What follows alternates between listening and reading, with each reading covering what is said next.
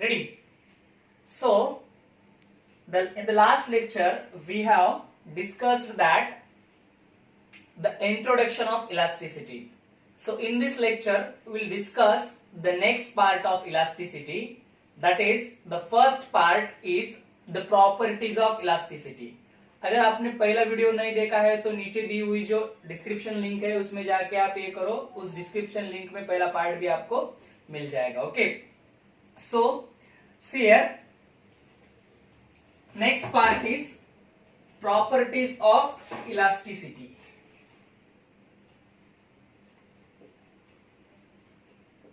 Properties of elasticity. So see here, as you know that what is the elasticity?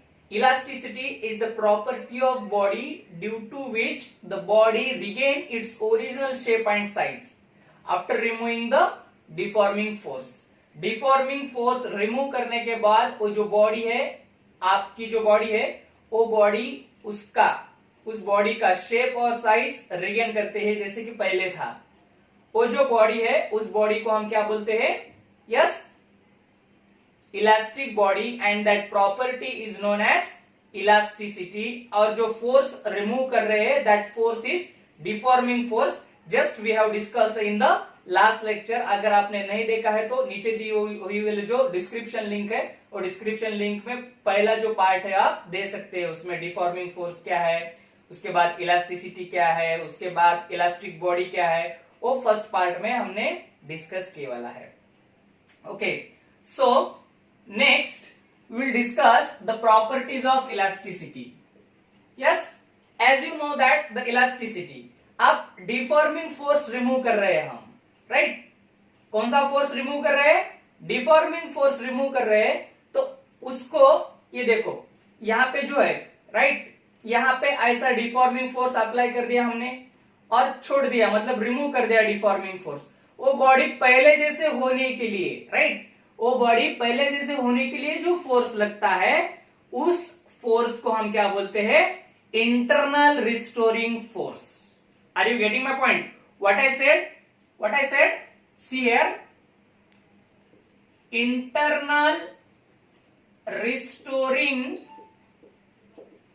force is required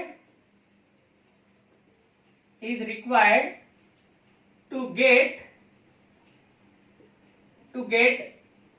original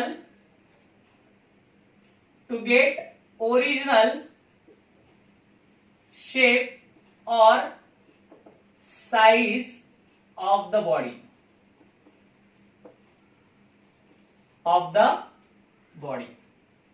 next.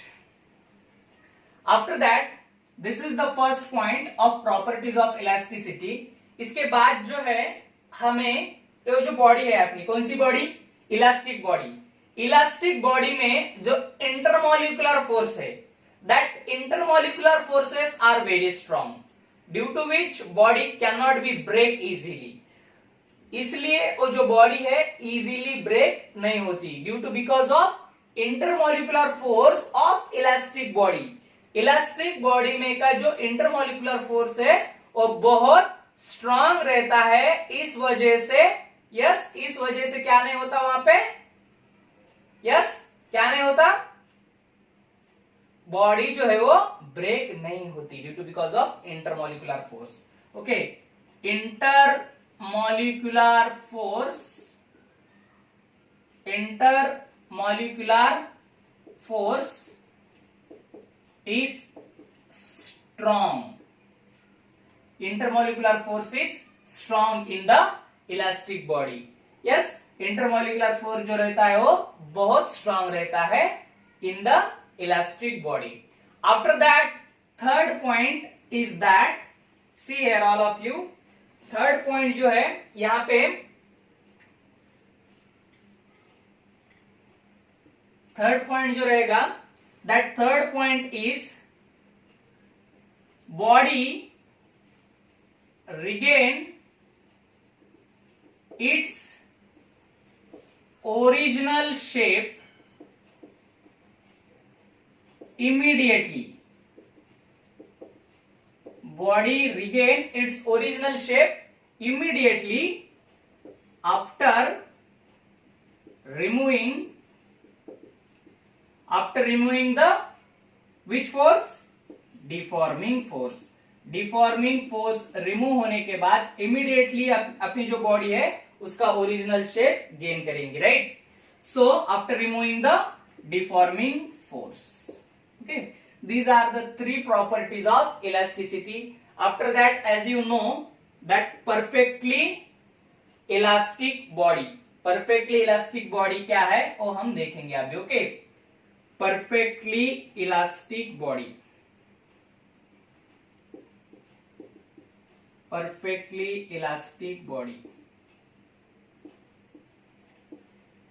जैसे कि आपको मालूम है elastic body क्या है और परफेक्टली इलास्टिक बॉडी मतलब सॉरी इलास्टिसिटी क्या है, राइट? इलास्टिसिटी क्या है हमारे पास? Yes, what is the elasticity? The property of body due to which regain its original shape and size after removing the deforming force. Deforming force remove करने के बाद कंप्लीटली जो वो बॉडी है, वो जो बॉडी है उसका शेप और साइज रिगेन करती है, उसको हम क्या बोलते हैं? इलास्टिसिटी। और यहां पे जो रहेगा that perfectly elastic body is the body here regain, the body regain its shape and size or both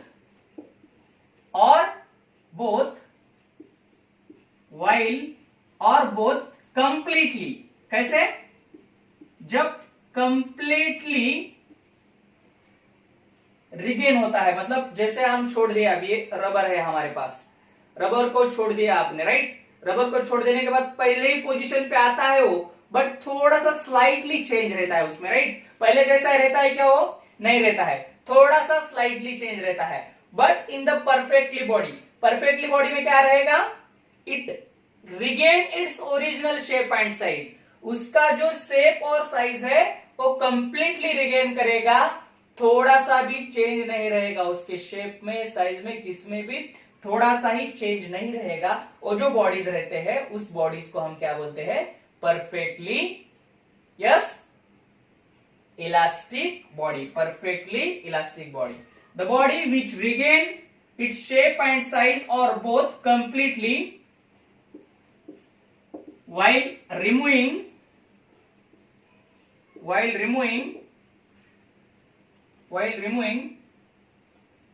deforming force remove करने के बाद जो कंप्लीटली शेप और साइज में क्या होता है वो? कंप्लीटली शेप और साइज रिगेन करता है, दैट बॉडी, वो जो बॉडी है उस बॉडी को हम क्या बोलते हैं? Perfectly elastic body. Removing deforming force is known